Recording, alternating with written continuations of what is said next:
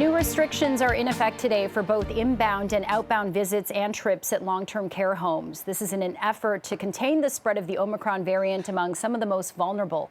Natalie Mehra is Executive Director of the Ontario Health Coalition and joins us live now on CP24 Breakfast. Natalie, good morning to you. Let's talk about these new restrictions that go into effect today.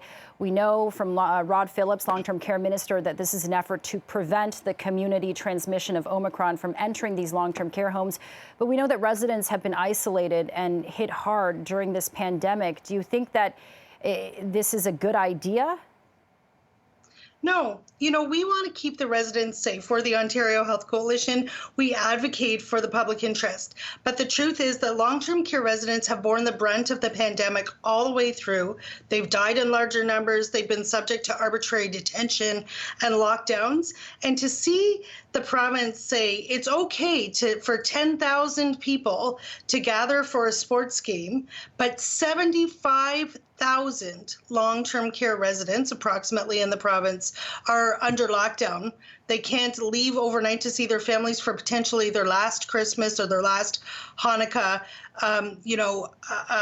because they'll lose their bed if they leave for 24 hours. That is not acceptable.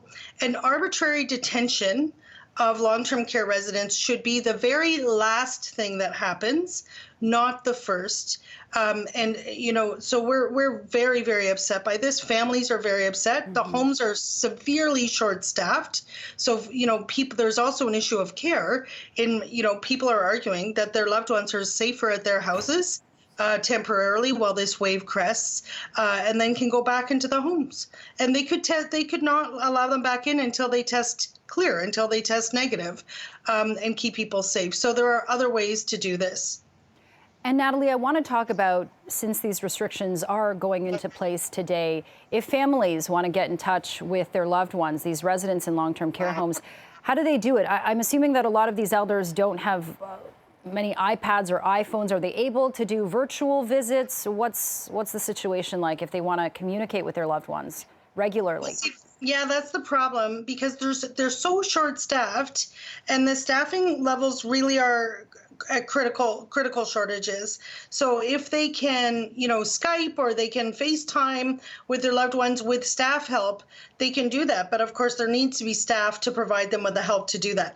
Just to be clear to your viewers, if they are allowed to have 2 essential caregivers, one at a time, in the home. Some homes are trying to forbid that. That is not allowed. And if people are having problems, they'll need to contact us at the Ontario Health Coalition or the Advocacy Centre for the Elderly, so we can advocate for them. But all other visitors are barred again from the home. So it really is very restrictive.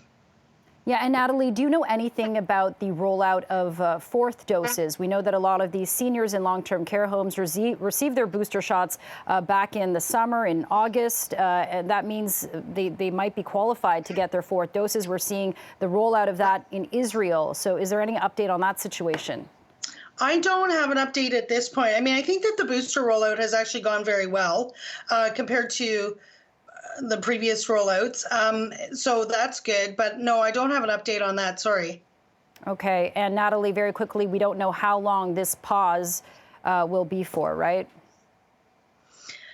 No, not at this point. We understand what they're trying to prevent. They're trying to prevent mass outbreaks in long-term care and death. That's understandable. But this is discriminatory. There's no question.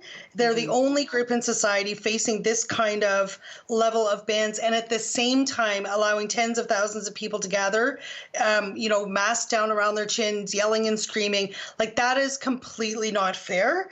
And, we need to bear the responsibility to contain the spread of this across society much more fairly. These are people in their last dying days. They need to have access to family and their loved ones.